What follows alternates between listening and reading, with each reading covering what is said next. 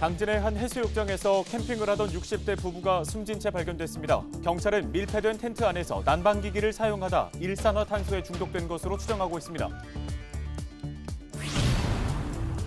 더불어민주당 소속 충남도 의원들이 양승조 지사의 내년 대통령 선거 출마를 촉구했습니다. 도의원 29명은 충청인의 희망과 자존감을 모아 양 지사의 결단을 촉구한다고 밝혔습니다. 올해 1분기 충남에서 모두 600건이 넘는 화재가 발생했습니다. 인명과 재산 피해도 지난해 같은 기간보다 크게 늘었는데 부주의로 인한 화재가 가장 많았습니다. 조선시대에 축조된 태안읍성 발굴 조사에서 출입문이 있던 자리와 옹성 등이 처음으로 확인됐습니다. 복원이 속도를 내고 있는 가운데 태안군은 이 일대를 역사문화 명소로 조성할 계획입니다.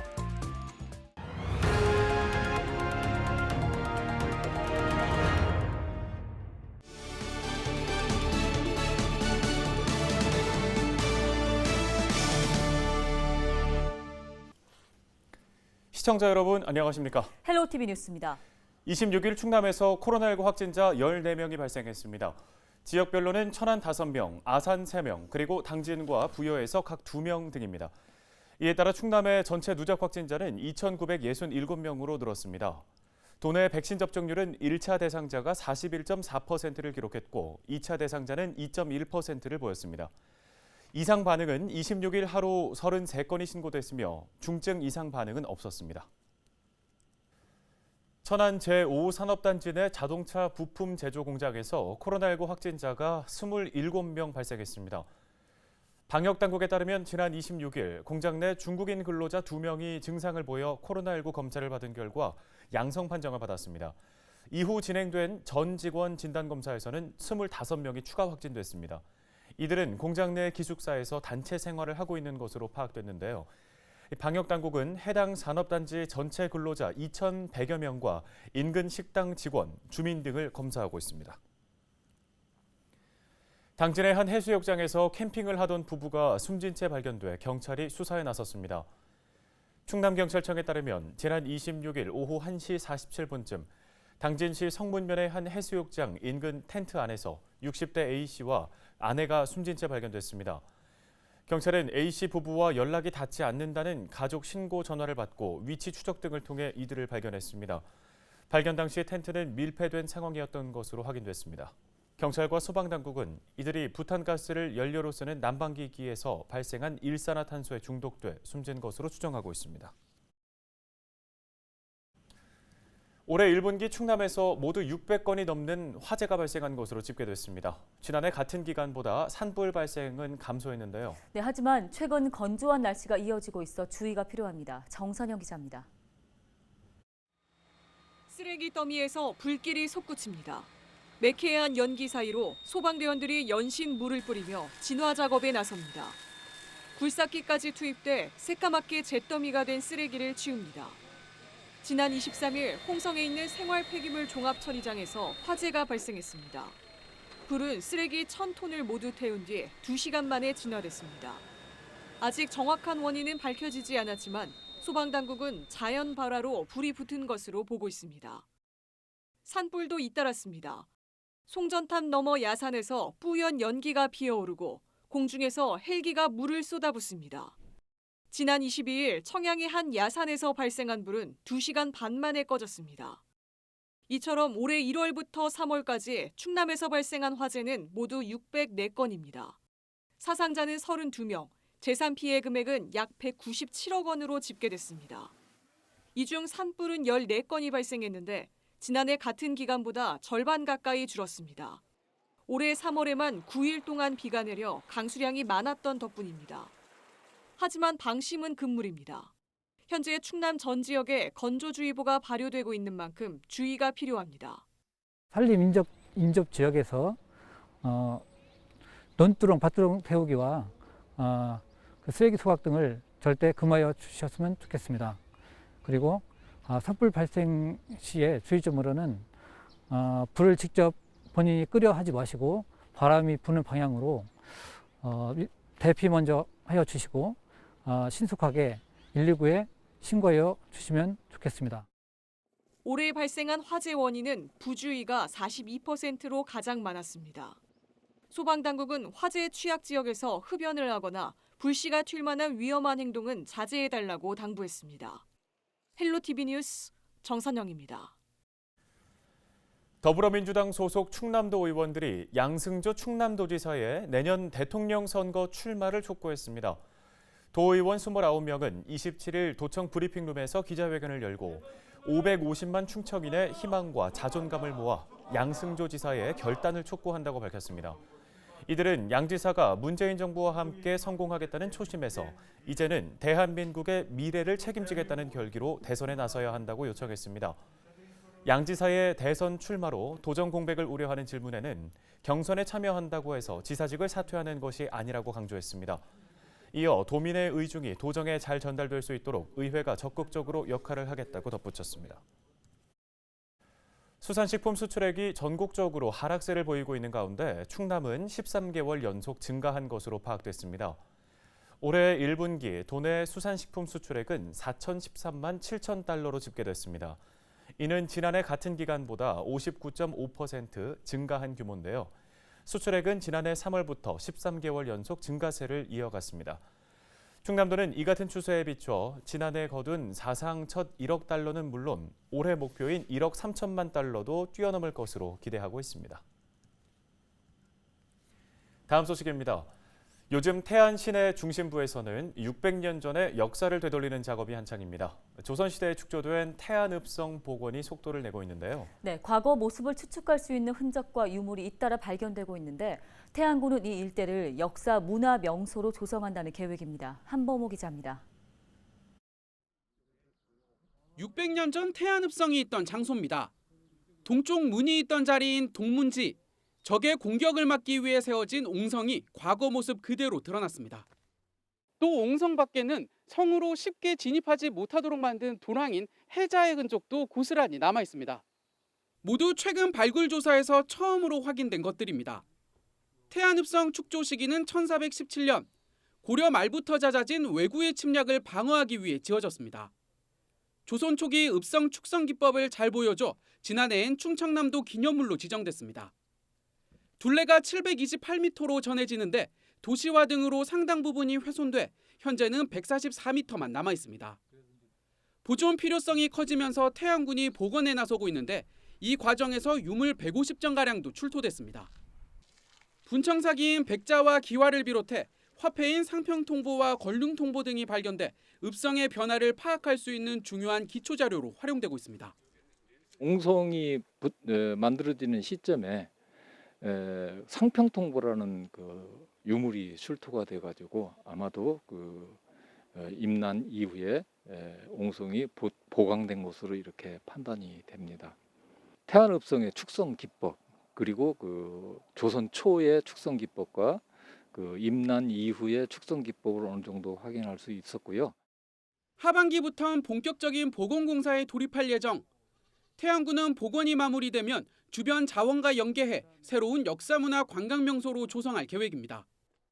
태안읍성 안에 있는 근민당, 그리고 모계당, 향교, 그리고 지금 준공을 앞두고 있는 동학농민혁명기념관과 함께 이 일대가 새로운 역사 문화의 거점이 될 것이고요. 백화산의 산자락과 이어지는 그러한 역사 문화의 거리, 그러한 곳으로 활용할 그러할 생각으로 이 성을 복원하고 있는 거죠. 600년 전 역사 복원이 본격화하면서 태안 시내가 어떤 모습으로 바뀔지 관심이 모아집니다. 헬로티비 뉴스 한보호입니다.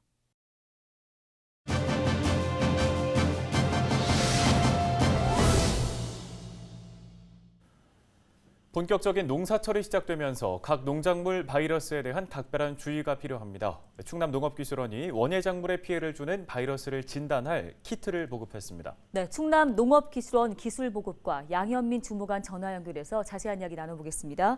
주무관님 안녕하십니까? 안녕하세요. 충청남도 농업기술원 양현민이라고 합니다. 네, 먼저 이 농작물 바이러스 진단 키트가 어떤 건가요? 네, 이번에 보급한 진단키트는 농촌진흥청에서 개발한 것으로 검출 원리는 항원 항체 반응성에 따라 바이러스 여부를 진단하게 되는데 사람이 맞는 백신의 제조 원리와 비슷하다고 보시면 됩니다. 사용 방법은 매우 간단한 편입니다. 작은 비닐봉지 등을 준비한 후 그 안에 바이러스 감염이 의심되는 조직의 일부와 완충액을 넣어준 다음 볼펜이나 손톱 등을 활용하여 즙액을 추출합니다. 추출된 즙액을 진단구에 소량 주입하게 되면 양성시 2줄, 음성시 1줄이 2, 3분 내로 표시되게 됩니다. 올해 저희 농업기술원에서는 진단키트 19종류 1920점을 시군농업기술센터에 보급하였습니다. 네, 이 바이러스 진단 키트를 보급하게 된 배경도 좀 짚어주시죠. 네, 농산물 교역 증가, 기후변화, 시설하우스 증가 등의 영향으로 전체적인 해충 발생량이 증가하고 있는 것과 더불어 총체벌레, 진딧물, 가루이 등 바이러스 매개충 발생량 역시 증가하고 있는 상황입니다. 바이러스 병은 감염 이후 치료 약제가 없고 병증이 일반적인 생리장애와 유사해 많은 농가가 적절한 방제 대책 수립에 어려움을 겪고 있습니다. 이에 바이러스 병의 정확한 진단을 통한 담당 공무원 현장 대응 능력 강화와 농업인 불편 해소를 위해 진단키트를 보급하게 되었습니다. 네, 앞서 이 진단 키트를 각 농업기술센터에 지금 배분을 했다라고 말씀을 해주셨는데 이 키트로는 어떤 바이러스를 확인할 수 있습니까? 네, 토마토 반점 이조 바이러스, 오이 녹반 모자이크 바이러스, 호박 황화 모자이크 바이러스, 멜론 괴저 반점 바이러스 등 총 16종의 식물 바이러스 감염 여부를 진단할 수 있습니다. 덧붙여 전년도 시군농업기술센터 진단키트 사용 실적을 분석해본 결과 품목별로는 고추 58%, 토마토 8%, 오이, 멜론, 수박 각 7%, 상추 5% 등의 순으로 활용되었으며 양성 확인 건수는 토마토 반점 이조 바이러스 67%, 오이 모자이크 바이러스 15%, 호박 황화 모자이크 바이러스 5% 등의 순인 것으로 조사되었습니다. 네, 큰 피해가 없도록 각별히 주의를 좀 기울여야겠습니다. 농가에서의 주의사항도 짚어주시면 좋겠습니다. 네, 바이러스 병은 감염되면 치료 약제가 없기 때문에 무엇보다 예방적 차원에서 접근하는 것이 중요합니다. 재배하고 있는 작물에 발생할 수 있는 바이러스 종류와 바이러스 병, 바이러스별 감염 경로를 충분히 숙지하여야 합니다. 특히 감염 경로의 대부분이 매개충인 만큼 매개충의 생리 생태에 관한 사항을 충분히 숙지하는 것이 무엇보다 중요하다고 생각합니다. 예를 들어 토마토 반점 이조 바이러스의 매개충인 총체벌레 약제 방지 시에는 총체벌레가 지상부와 지하부 생활사를 겸하고 잎 뒷면과 꽃에도 많이 서식한다는 점을 충분히 고려하여야 합니다. 네, 잘 들었습니다. 충남 농업기술원 기술보급과 양현민 주무관이었습니다. 고맙습니다.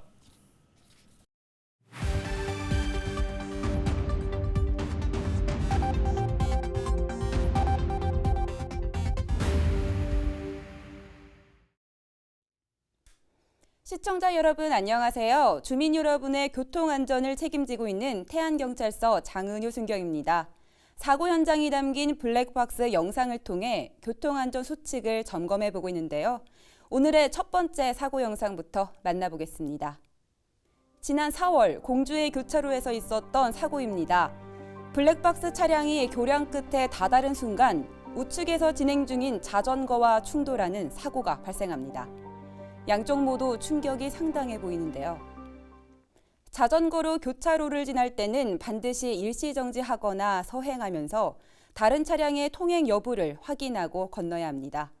운전자 역시 좌우를 살피며 서행하는 안전운전 습관을 갖는다면 사고를 예방할 수 있습니다.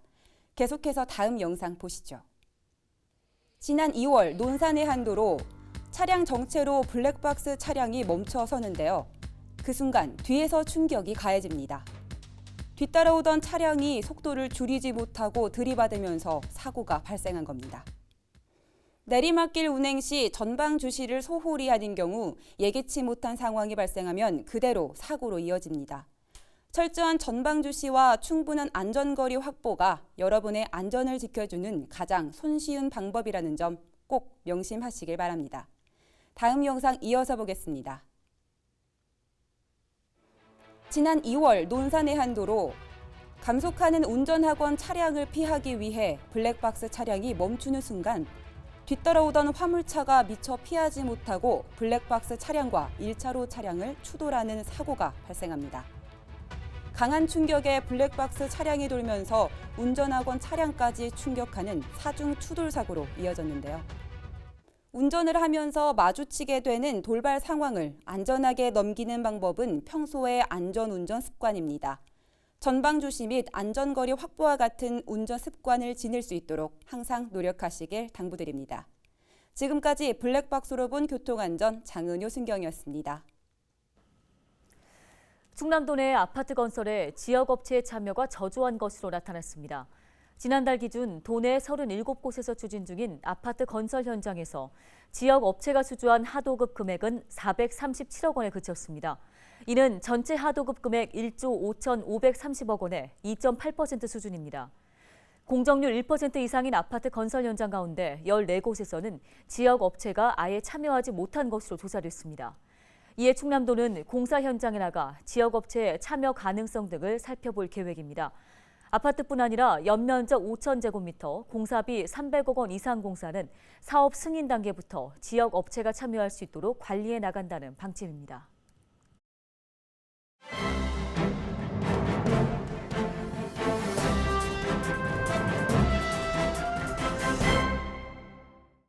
AI 아나운서가 전해드리는 신문 브리핑, 굿모닝 충청 기사입니다.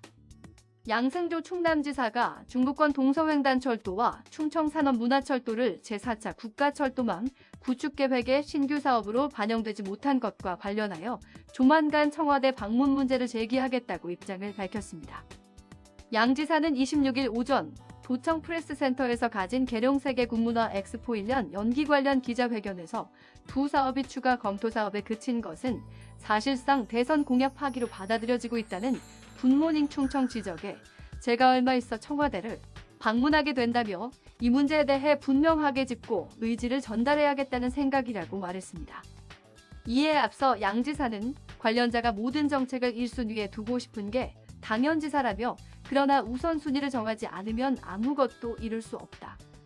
모든 것을 1순위에 두는 것은 모든 것을 최하위 순위에 두는 거나 마찬가지라고 말했습니다. 충남도가 1순위로 둔 것은 중부권 동서횡단철도와 충청산업문화철도가 아닌 서해선 경부고속철도 직결이었다는 의미로 해석되는 대목입니다. 양 지사는 중부권 동서횡단철도가 중요하지 않다는 게 아니다.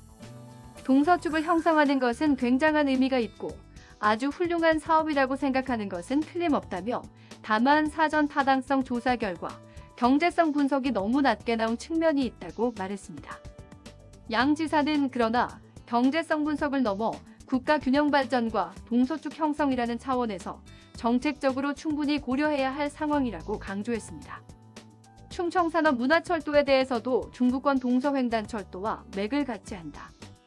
4차 국가철도망 구축계획에 빠졌다고 해서 인위적으로 소홀히 하거나 집중적으로 노력하지 않는 건 절대 아니다며 충청권 광역철도망의 하나로 연결되는 것이기 때문에 지금부터는 대전, 충북, 세종과 함께하는 사업이라는 점에서 성공 가능성이 높아질 걸로 본다고 전망했습니다. 지금까지 AI 아나운서가 전해드리는 신문 브리핑이었습니다. 아카데미의 역사를 새로 쓴 배우 윤여정의 과거 어록이 주목을 끌고 있습니다. 네, 12년 전 다큐 영화에서 읊조린 대사를 한번 볼까요? 송혜교는 중국 시장, 최지우는 일본 시장, 나는 재래시장이나 지킬라고라고 했습니다. 네, 그랬던 그녀가 오스카 트로피를 들어 올렸습니다. 또 이런 어록도 남겼습니다. 배우로서의 삶은 때로는 주연이고 조연이고 단역일 때가 있는 것이다. 인생이라는 긴 과정에서 순서처럼 오는 것 같다. 우리들 인생도 마찬가지 아닐까요? 항상 주연일 수는 없고 또 늘 단역이었더라도 언젠간 주연이 될 수도 있다고 믿습니다. 네, 뉴스 마치겠습니다. 고맙습니다.